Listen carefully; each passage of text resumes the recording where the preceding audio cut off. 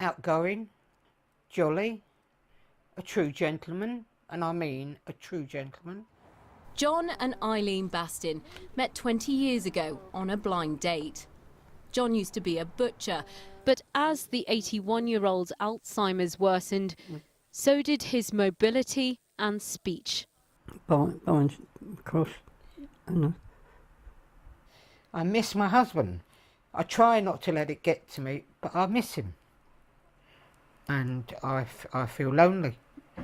I feel lost.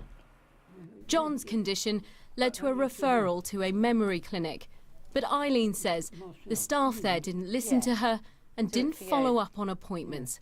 John deteriorated rapidly, and that put a huge strain on Eileen. And he hit me in the face. That's the first time my husband's ever laid hands on me, ever. And I was gone. I'd had it. I was ready to go. I didn't know which way to turn. I wasn't going to go alone. I was going to take my husband with me. Reaching a crisis point, Eileen reached out to the Alzheimer's Society. Last August, she was put in touch with 28-year-old Gemma. Hello. She's an Admiral Nurse, specially trained to look after people living with dementia.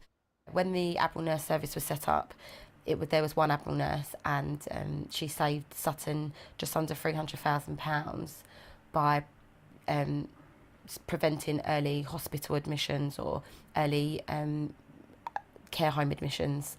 So we try to prevent people from going into hospital care homes and try to keep people at home for as long as possible, because ultimately that's because they want to be.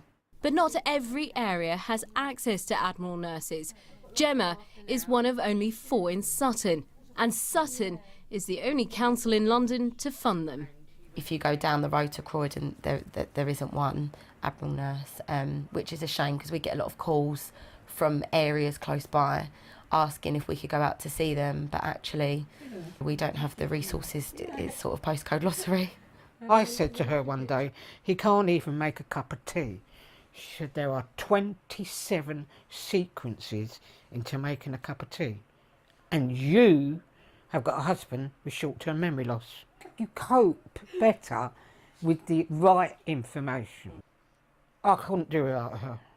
And that's as simple as that. And I'll look at the camera and I'll say, I couldn't do without her. Full stop, end story. She'll be my friend for life.